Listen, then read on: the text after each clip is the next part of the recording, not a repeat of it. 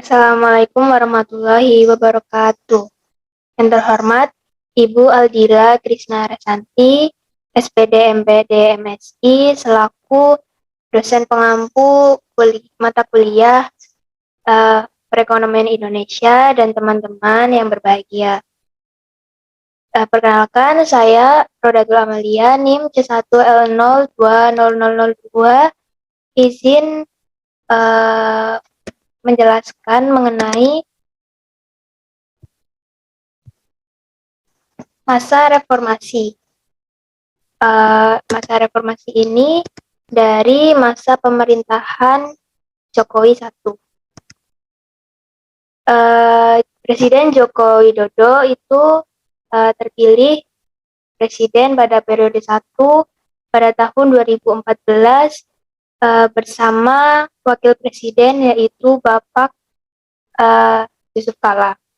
Pemerintahan Jokowi Yusuf Kala periode 1 menuai banyak cerita dalam perekonomiannya. Beberapa prestasi yang diperoleh pada periode 1 antara lain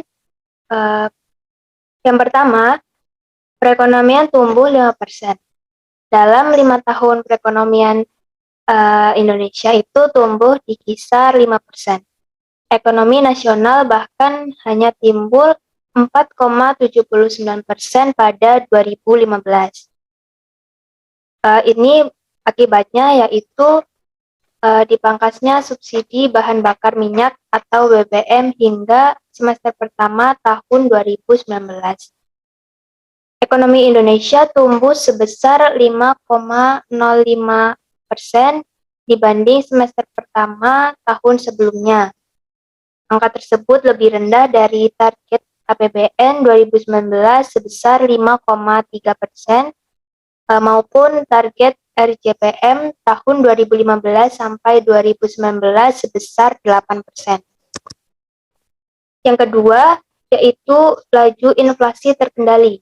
Laju inflasi pada pemerintahan era Presiden Jokowi Yusuf Kala periode pertama itu dalam 5 tahun pertama cukup terkendali, kisaran 3-4% karena prestasi pemerintah dalam menjaga stabilitas harga barang-barang dalam 5 tahun terakhir itu dapat terkendali. Lalu berdasarkan data BPS, inflasi pada September tahun 2019 sebesar 3,39% di bawah target APBN di 3,5%. Yang selanjutnya itu angka kemiskinan turun.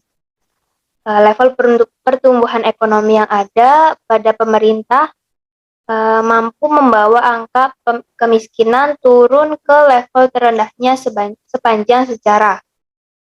Data BPS pada bulan Maret 2019 itu mencatat bahwa tingkat kemiskinan tersebut berada pada level single digit yaitu 9,41% dengan jumlah orang miskin menjadi 25,14 juta jiwa. Pada Maret tahun 2015 itu tingkat kemiskinan masih berada di level 11,22% dengan jumlah orang miskin sebanyak 25,89 juta jiwa. Lalu yang keempat itu pemerintah mampu menciptakan pertumbuhan ekonomi yang inklusif. Itu terlihat pada angka rasio Gini yang mengecil yaitu pada level 0,382 pada Maret tahun 2019.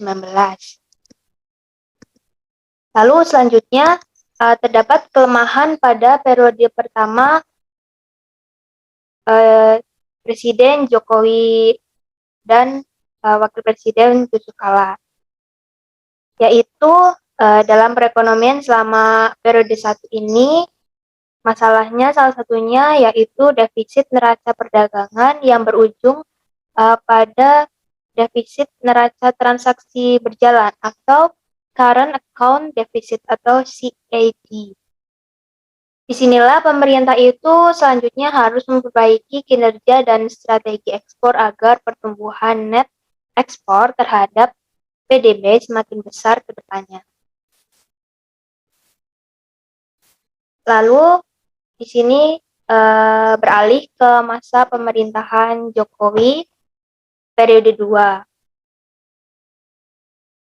Pemerintahan Presiden Jokowi pada periode 2 ini dibantu oleh Wakil Presiden, yaitu Kiai Haji Ma'ruf Amin. Pemerintahan periode kedua ini membawa misi, yaitu melanjutkan perbaikan ekonomi Indonesia pada periode yang pertama. Salah satu targetnya adalah mengeluarkan negara Indonesia dari jebakan pendapatan kelas menengah, dan dengan begitu mimpi untuk masuk deretan 5 besar negara ekonomi dunia dan kemiskinan 0% pada nantinya 2045 itu bisa terwujud. Lalu terdapat kebijakan-kebijakan yang telah Jokowi dan Kiai Haji Ma'ruf Amin itu wujudkan, yaitu mendorong terciptanya Undang-Undang Omnibus Law Cipta Kerja guna mengenjot investasi. Dan di periode 2 ini banyak sekali tantangan ekonomi yang hadir dalam perjalanan kepemimpinan Jokowi dan Kiai Haji Ma'ruf Amin, seperti pandemi COVID-19. Dan berikut data perekonomian yang sudah diperoleh pada periode 2 di masa Jokowi Amin ini. Yang pertama yaitu ada naik turunnya pertumbuhan ekonomi. Pertumbuhan ekonomi pada triwulan pertama kepemimpinan Jokowi Amin itu pada kuartal 4 2019 sebesar 4,97% berdasarkan data Badan Pusat Statistik. Nilai ini menjadi titik terendah laju ekonomi serta kuartal pada tahun lalu. Pada kuartal 1 tahun 2020 itu ekonomi tumbuh sebesar 2,97%. Kuartal tersebut justru lebih buruk, yaitu hanya tumbuh minus 5,32%. Buruknya ekonomi pada kuartal tersebut itu tidak lepas dari faktor adanya pandemi COVID-19, yaitu kebijakan pemerintah menerapkan pembatasan sosial berskala besar atau PSBB di sejumlah daerah, membuat gerak masyarakat itu terbatas. Gitu. Lalu juga konsumsi rumah tangga yang menjadi kontribusi besar pada PDB, dan dari komponen pengeluaran pun turun drastis. BPS juga mencatat konsumsi rumah tangga pada kuartal 1 hanya tumbuh sebesar 2,84% saja. Lalu pada kuartal kedua tumbuhnya malah minus 5,51%. Lalu yang kedua, masalah kemiskinan. Pada tahun pertama kepemimpinan Jokowi Amin ini, kemiskinan naik menjadi 9,78% per Maret tahun 2020 dari 9,22% per September tahun 2019. Tercatat ada 16 provinsi dengan kemiskinan itu di atas angka nasional. Untuk rasio Gini pada Maret 2020 kembali meningkat. Terdapat 8 provinsi dengan angka rasio Gini yang bisa melampaui batas nasional. Lalu yang selanjutnya itu masalah pengangguran. Sebelum pandemi COVID-19, pemerintahan Jokowi Amin itu berhasil menurunkan angka pengangguran. Pada Februari tahun 2020 itu, Badan Pusat Statistik mencatat bahwa tingkat pengangguran terbuka turun menjadi 4,99% dari 5,28% pada Agustus lalu tahun 2019. Tetapi dengan adanya pandemi ini, perekonomian menciptakan gelombang pengangguran baru, yaitu Kementerian Ketenagakerjaan mencatat hingga 27 Mei tahun 2020 terdapat 1,79 juta buruh dirumahkan dan dipecat. Bappenas memprediksi TPT tingkat pengangguran terbuka ini pada tahun 2020 itu mencapai 8,1% dan pengangguran naik 4 sampai 5,5 juta orang. Pada tahun 2021, Bappenas juga memprediksi tingkat pengangguran terbuka bisa mencapai 7,7% sampai 9,1%. Dan pengangguran mungkin akan meningkat antara 10,7 sampai 12,7 juta orang di Indonesia. Lalu yang selanjutnya yaitu surplus neraca perdagangan. Surplus neraca perdagangan ini mencapai US dollar 13,5 miliar US dollar pada Januari sampai September tahun 2020. Surplus tersebut terjadi karena nilai impor lebih rendah dari ekspor yang masing-masing yaitu 103,7 miliar US dollar dan 117,2 miliar US dollar. Secara bulanan juga kinerja perdagangan Indonesia itu fluktuatif selama pandemi. Penurunan terjadi setelah Maret tahun 2020 hingga pada September tahun 2020. Itu bulan September tahun 2020 itu kinerja perdagangan itu kembali meningkat lagi. Terus yang selanjutnya itu indeks keyakinan konsumen menurun. Indeks keyakinan konsumen menurun mulai dari April sampai September tahun 2020. Penurunan ini terjadi hampir pada seluruh kelompok pengeluaran. Tertinggi itu pengeluarannya hingga 3,1 hingga 4 juta rupiah. Dan hanya kelompok pengeluaran 4,1 hingga 5 juta rupiah ini yang naik tipis 0,1 poin. Rendahnya daya beli masyarakat juga tercermin dari deflasi 3 bulan beruntun dari Juli sampai Agustus tahun 2020. Lalu yang selanjutnya ada utang luar negeri membengkak.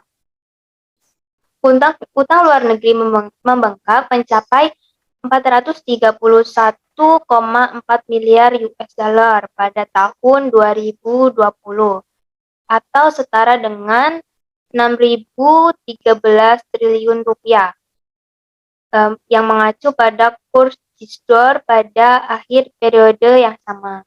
Meningkatnya utang luar negeri ini tidak lepas dari upaya pemerintah untuk membiayai program pemulihan ekonomi nasional yang memakan anggaran sampai 695,2 triliun rupiah.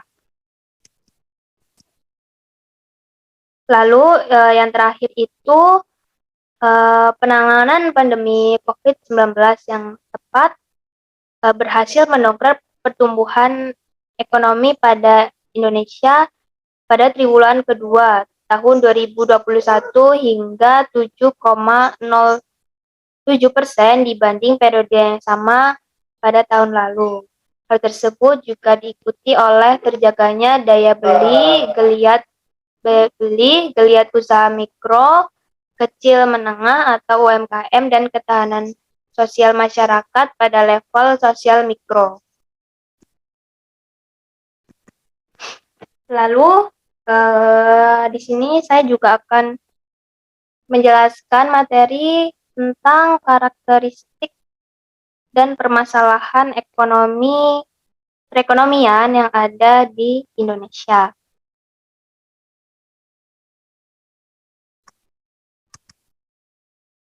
Yang pertama, karakteristik dan permasalahan perekonomian di Indonesia yang dilihat dari letak geografi dan demografi. Yang pertama ada dilihat dari letak geografi. Pertama itu Indonesia merupakan negara kepulauan terbesar di dunia yang terdiri dari pulau kecil dan pulau besar. Pulau kecil ini dan pulau besar itu berkisar 13.677 pulau. Pulau-pulau Indonesia yang baru ada 6.044 pulau yang sudah memiliki nama, di antaranya 990 pulau yang dihuni oleh manusia. Indonesia juga terbentang dari 6 derajat lintang utara sampai 11 derajat lintang selatan sepanjang 61.146 km. Wilayah Indonesia seluas 5.193.250 km persegi yang 70%-nya itu terdiri dari lautan. Letak Indonesia yang strategis itu menyebabkan Indonesia berada pada posisi silang yang menjadi jalur lalu lintas dunia, yaitu terletak pada benua Asia dan benua Australia dan Samudra India dan Samudra Pasifik, dan menjadi paru-paru dunia. Ya, karena Indonesia itu memiliki hutan hujan tropis yang terbesar di dunia. Permasalahan yang dihadapi pada letak geografi ini yaitu Indonesia menghadapi kesulitan komunikasi dan transportasi antar pulau atau daerah, baik untuk angkutan barang maupun untuk angkutan penumpang. Lalu ada arus barang tidak lancar, perbedaan harga barang yang tajam, perbedaan kesempatan pendidikan, dan kesempatan lapangan kerja pada masyarakat Indonesia. Yang kedua itu dilihat dari letak demografi Indonesia. Indonesia merupakan negara dengan peringkat keempat di dunia karena berpenduduk lebih dari 210 juta orang. Penyebaran penduduk di Indonesia juga tidak merata, yaitu 2/3 masyarakat Indonesia tinggal di Pulau Jawa, dan sebagian besar hidup di pedesaan, dan bermata pencaharian sebagai petani kecil dan buruh tani dengan upah sangat rendah. Mutu sumber daya manusianya juga rendah, yaitu kurang lebih 80% angkatan kerja berpendidikan hingga sekolah dasar saja. Produktivitas juga rendah karena taraf hidup yang rendah disebabkan oleh konsumsi rata-rata penduduk Indonesia berkisar 82.226 per bulan, yaitu pada tahun 1993. Namun 82% penduduknya berpendapatan di bawah Rp60.000 per bulannya per kapita, dikatakan oleh Syahrir tahun 1996. Indonesia yang berpenduduk lebih dari 210 juta orang itu membutuhkan berbagai barang, jasa, dan fasilitas hidup dalam ukuran yang serba besar, yaitu mencakup pangan, sandang, perumahan, dan lain-lainnya. Tetapi dilihat dari lain pihak, kemampuan kita sebagai masyarakat Indonesia itu untuk berproduksi masih rendah. Hal ini yang menciptakan di Indonesia itu munculnya kemiskinan yang besar. Lalu ada karakteristik dan permasalahan perekonomian di Indonesia dilihat dari sumber daya alam dan lingkungan serta kebutuhan modal. Yang pertama dilihat dari sumber daya alam dan lingkungannya.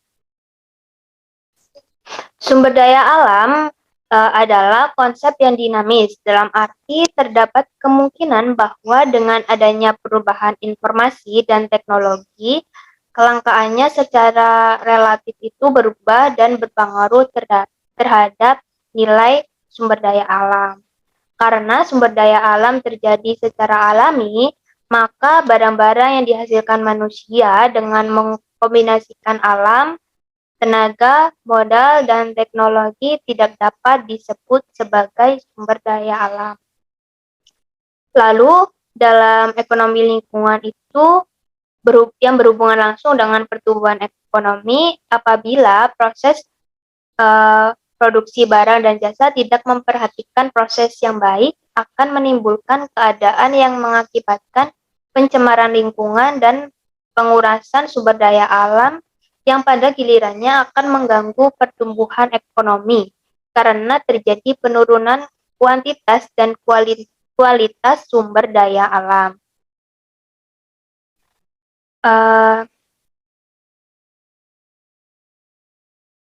Sumber daya alam potensial merupakan sumber daya alam yang belum dikembangkan.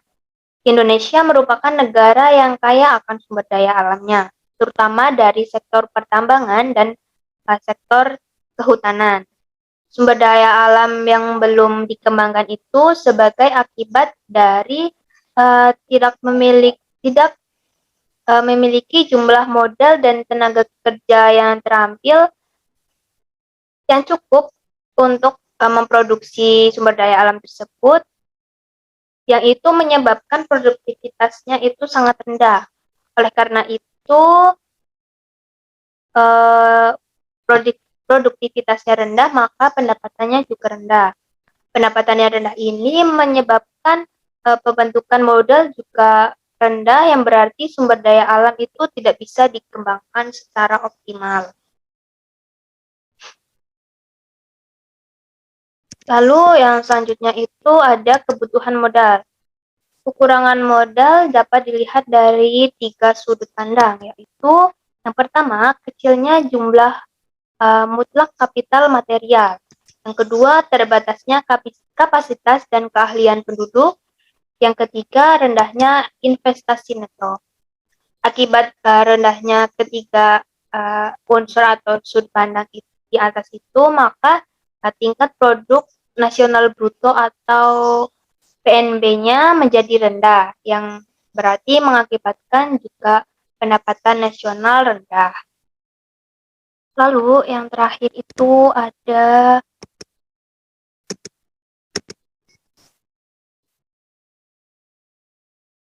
struktur dan perilaku masyarakat. Yang pertama, struktur dan perilaku masyarakat. Indonesia itu memiliki beragam sekali budaya dari berbagai wilayah yang tentunya budaya-budaya tersebut itu saling berbeda. Kondisi perbedaan budaya tersebut menjadi salah satu penyebab adanya interaksi budaya yang saling mempengaruhi. Nilai budaya setiap daerah salah satunya dapat dirasakan secara nyata melalui kearifan lokal yang ada. Kearifan lokal itu dianggap mampu menampilkan karakteristik yang khas dari suatu daerah guna menjadi solusi dari permasalahan yang ada dalam pekerjaan. Bidang perdagangan dan jasa juga menempati urutan kedua sebagai sumber mata pencaharian penduduk Indonesia. Industri dan pertambangan juga merupakan lapangan kerja bagi Indonesia. Dengan adanya kebudayaan yang berbeda-beda itu akan membuat perilaku masyarakat juga berbeda. Kualitas penduduk suatu negara dapat mempengaruhi maju atau tidaknya sebuah negara tersebut. Suatu negara dapat dikatakan sebagai negara maju apabila memiliki penduduk dengan kualitas sumber daya manusianya yang unggul. Suatu negara dengan kekayaan alam yang melimpah namun tidak diimbangi dengan kualitas sumber daya manusia yang unggul itu juga akan sulit memposisikan negaranya menjadi sebuah negara maju. Secara umum, kualitas penduduk suatu negara dapat dicermati dalam berbagai bidang, yaitu bidang pendidikan, bidang ekonomi, dan juga bidang kesehatan. Permasalahan-permasalahan Indonesia dari sudut pandang struktur dan perilaku masyarakat itu yang pertama ada dari bidang sosial dan dari bidang budaya. Saya menjelaskan yang pertama yaitu dari bidang sosial. Bahasa Indonesia itu terdiri dari banyak suku dengan keragaman budaya yang berbeda-beda. Adat istiadat, tata nilai, agama, dan kepercayaan juga berbeda-beda. Karena perbedaan latar belakang pengetahuan dan kemampuan yang tidak sama, maka visi, persepsi, interpretasi, dan aksi mereka terhadap isu-isu yang berada di masyarakat juga berbeda-beda. Yang tidak sesekali itu menimbulkan konflik sosial. Yang kedua yaitu dalam bidang budaya. Bahasa Indonesia memiliki banyak budaya daerah, tetapi sebenarnya kita belum memiliki budaya nasional kecuali bahasa Indonesia. Namun sebagai salah satu bangsa timur atau bangsa yang merdeka dan membangun ekonomi sejak akhir Perang Dunia Kedua, mayoritas bangsa Indonesia sampai sekarang terpengaruh atau menganut budaya dari timur atau budaya status orientation. Budaya status orientation ini bercirikan sebagai yaitu semangat hidupnya mengejar pangkat, kedudukan, status. Etos kerja juga lemah, senang bersantai-santai, tingkat disiplinnya rendah, dan kurang menghargai waktu atau sering mengulur-ngulur waktu. Begitu saja yang dapat saya sampaikan mengenai masa pemerintahan Jokowi periode 1 dan 2 dan juga materi tentang karakteristik dan permasalahan perekonomian di Indonesia. Video ini dibuat untuk memenuhi tugas dari mata kuliah perekonomian Indonesia. Sekian yang dapat saya sampaikan. Bila terdapat kesalahan kata atau kurangnya, saya mohon maaf yang sebesar-besarnya. Akhir kata, wassalamualaikum warahmatullahi wabarakatuh.